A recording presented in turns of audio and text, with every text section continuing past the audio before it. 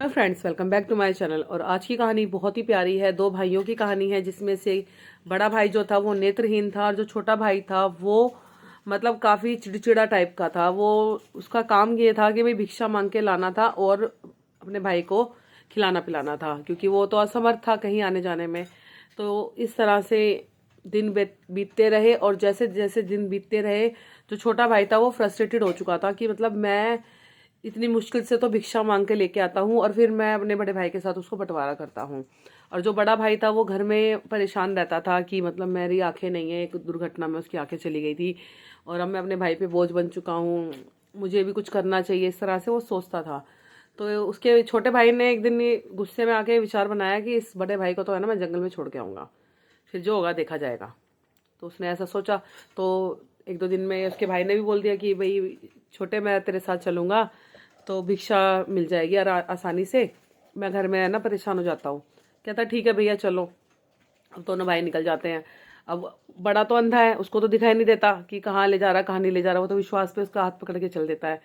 और जो छोटा भाई होता है उसके मन में गुस्सा आ चुका होता है उसके प्रति, मतलब कि मैं क्यों इसके लिए इतना वो करूं, जब इसको मतलब उससे उसको कोई सहारा नहीं मिल सकता। तो वो उसको लेके जाता है जंगल के बीचों बीच, उसको ले जाकर मतलब बैठा देता है एक आसन पे। और वो बोलता है कि हम कहाँ आ गए हैं छोटे, बहुत देर हो गई है मैं चलते चलते। भोला नाम होता है बड़े भाई का। तो कहता है कि भैया हम गांव के किनारे पे आ चुके हैं, अभी हम दूसरे गांव में जाएंगे, आप थोड़ी देर अभी रुको, मैं इतने थोड़ा सा पानी लेके आता हूँ आपके लिए, बहुत देर हो गई आपको चलते चलते, आप थक गए होगे। कहता है ठीक है मैं यहीं बैठा हूँ, तुम जल्दी से पानी ले आओ। अब वो क्या होता है, छोटा भाई अपने बड़े भाई को जंगल के बीचों बीच छोड़कर चला जाता है। अब वो भैया इंतजार कर रहा है, बड़ा भाई भोला इंतजार कर रहा है कि अब आवे अब आवे अब आवे, वो आवे नहीं। और कई घंटे बीत जाते हैं। अब उसको लगा कि भैया अब तो कुछ गड़बड़ है, इसका मतलब है मेरा भाई मुझे यहाँ पर छोड़कर चला गया है। और उसको एकदम है ना कुछ जानवरों की आवाज़ सी आई, तो वो डर गया। तो उसने क्या सोचा कि पेड़ को भापा हाथों से, तो भैया वो पेड़ के ऊपर चढ़ गया। ठीक है, आँख नहीं है बेचारे की, लेकिन उस पेड़ के ऊपर, जिस पेड़ के पास उसका भाई उसको छोड़ के गया था, उस पेड़ पर चढ़ गया। अब चढ़ गया, उसने थोड़ी देर बाद देखा तो क्या, वो सारे जानवरों का झुंड चला आ रहा है, और वो उस पेड़ के पास आकर सारे बैठ गए हैं। और वो डरा काँपा है कि भैया ये क्या हो गया, इतने सारे जानवरों की आवाज़ आ रही है। मतलब एक जानवर की, दो जानवर की आवाज़ पहचानी जाती है, लेकिन जब बहुत सारे उसमें संख्या में जानवर आ रहे हैं तो उसने डर गया। अब नीचे क्या हुआ, नीचे सभा लगी, शेर बैठे उस तख्त पे, उस आसन पे जिस पे उसको भाई उसको बिठा के गया था। अब उसके आसपास कई सारे जानवर थे। तो पूर्णिमा की रात थी वो। अब वो बैठे थे सारे सभा करने। तो पूछा एक दूसरे से, हाँ भाई बताओ आज की कोई खबर है बताओ। तो कहता है, एक हिरन कहता है मालिक खबर तो आज इसी पेड़ की है।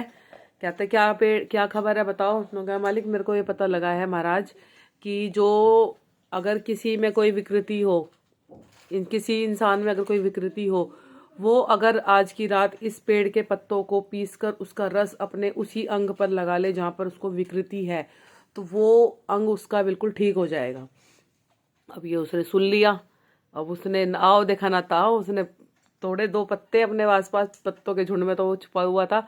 पत्ते उसने जैसे जैसे मसले धीरे धीरे अपनी आंखों पर लगाए, और हुआ चमत्कार कि उसको सब कुछ दिखने लग गया।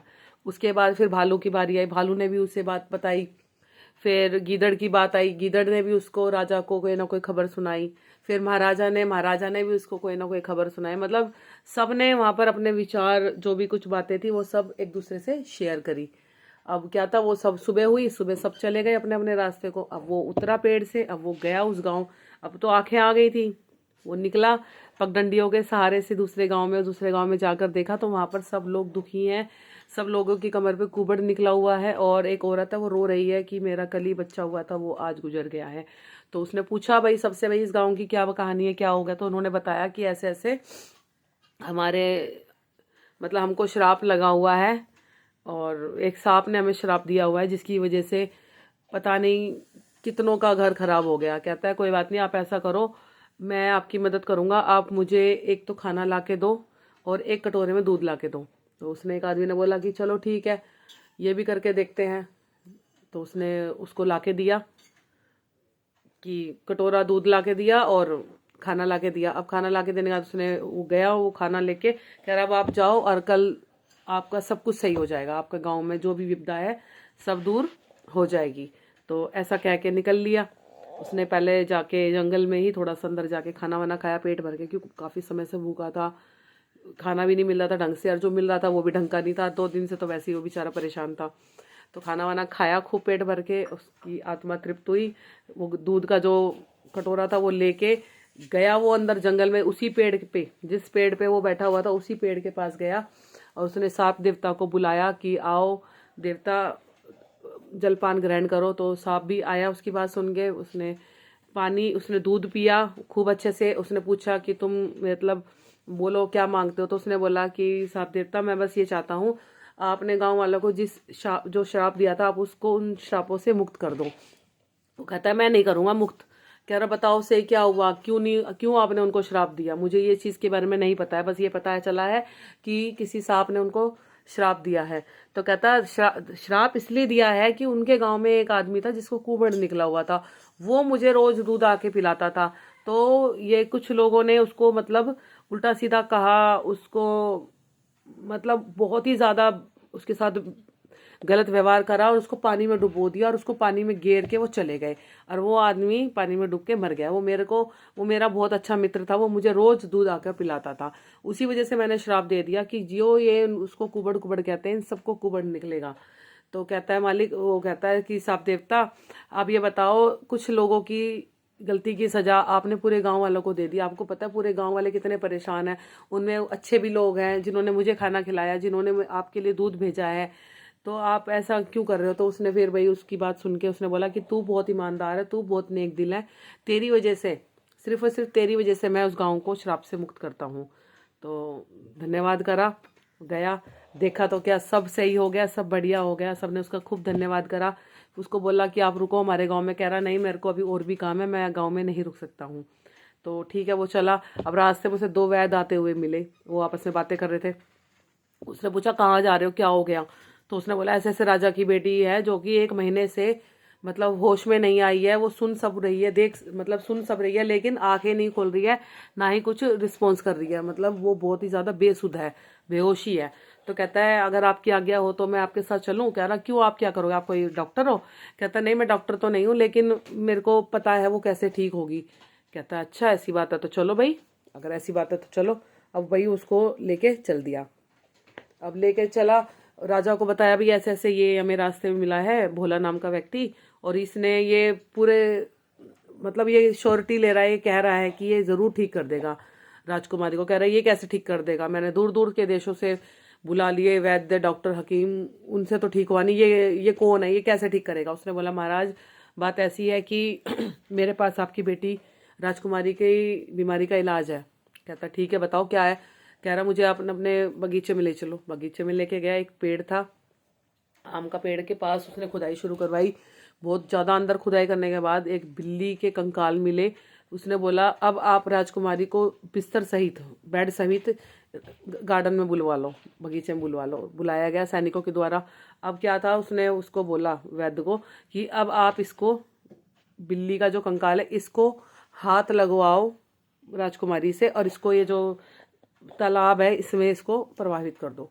तो उसने कर दिया, जैसा उसने कहा वैसा कर दिया। और भैया एकदम जैसे वो बिल्ली के कंकाल प्रभावित हुए वैसे ही राजकुमारी की आंखें खुल गई और ये सब हैरानी मान गए कि इतने समय से राजकुमारी की बीमारी का कोई इलाज नहीं मिल रहा था और अभी एकदम ठीक हो गई हैं, बिल्कुल एकदम भली चंगी। तो उसने बोला कि तुम्हें ये सब कैसे पता था। उसने बताया कि महाराज बात ऐसी है कि मेरा छोटा भाई मुझे भी जंगल में छोड़ गया था और जानवरों की आवाज़ सुनकर मैं पेड़ पर चढ़ गया था। वहाँ पर फिर आधी रात होने के बाद सारे जानवर आए, वो आपस में बातें कर रहे थे। तो उनसे मुझे पता लगा कि जो पास वाले गांव में है कि वो श्राप से कैसे मुक्त होगा और आप जो राजा, इस राज्य के जो राजा हैं उसकी बेटी को कैसे कैसे मतलब ठीक होगी, क्या कारण है उसकी बीमारी के पीछे। कह रहा बताओ क्या कारण है, हमें तो नहीं पता हमारी बेटी को अचानक क्या हो गया था। कह रहा जी बात ऐसी है कि जो आपकी बेटी है वो पिछले जन्म में आपकी माँ थी, अब जो आपकी माँ थी वही इस जन्म में आपकी बेटी बनकर आई है, ठीक है। और पिछले जन्म में जो आपकी माँ ने एक बिल्ली को मार दिया था, मारकर उसको धरती में गड़वा दिया था। तो वही चीज़ का श्राप आपकी बेटी पर लगा हुआ है। और ये जो बिल्ली की आत्मा है वो आपकी बेटी से मतलब बदला लेना चाह रही थी, और जब तक इस बिल्ली की आत्मा को मुक्ति नहीं मिलती तब तक बेटी भी सही नहीं होती। तो कह रहा अरे ये बात तो मुझे खैर मेरे पापा ने बताई हुई थी, पिताजी ने, लेकिन मैंने इस चीज़ पर कभी गौर नहीं करा। तो वही वाली बात है, अगर बीमारी हो तो आदमी दवाई से भी ठीक हो, लेकिन जब चीज़ें ही ऊपरी हवा की हो तो फिर कैसे क्या चीज़ ठीक कर सकती हैं। तो भाई सबने उसको खूब मतलब माना कि हाँ भैया आपने सच में आप हमने हमारी बेटी की रक्षा करी, जान बचाई, और उसको खूब अच्छा इनाम देकर उसको राज्य में ही उसको अपने महल में ही रखा कि भैया तुम एज एम्प्लॉय हम आपको काम देंगे, आपके पास कोई काम नहीं है तो आप हमारे राजमहल में ही रहोगे। बहुत अच्छा समझदार था, तो उसको सलाहकार भी नियुक्त किया गया। कह रहा अब आप कहीं नहीं जाओगे, अब आप यहीं रहोगे। तो भोला जो था वो उसकी किस्मत चमकी उसकी बुद्धि से, उसके नेक दिल से, और यही रियलिटी है। चाहता तो उसकी आंखें आगे थी, वो कहीं भी अपना निकल जाता, लेकिन नहीं, उसने दूसरों की भलाई करने की सोची। गांव वाले परेशान थे, गांव वालों की मदद करी। जो राजकुमारी थी वो इतने समय से परेशान थी, राजा इतने समय से परेशान था, जिसकी वजह से वो प्रजा पर भी ध्यान नहीं दे पा रहा था। तो उसने प्रजा की भी मदद करी, राजा को चिंता से मुक्त किया, और देखिए भलाई का फल जो उसे बहुत अच्छा मिला। वो राजमहल में रहने लग गया। कहाँ तो वो भिक्षा, उसका भाई भिक्षा मांग के उसको पाल रहा था, लेकिन आज वो खुद इतना अच्छा जगह पर सेटल हो गया। तो ये सिर्फ और सिर्फ बुद्धि और नेक दिल की करामात है। Thank you so much, keep watching my thoughts on my videos and specially my stories. जय श्री राम।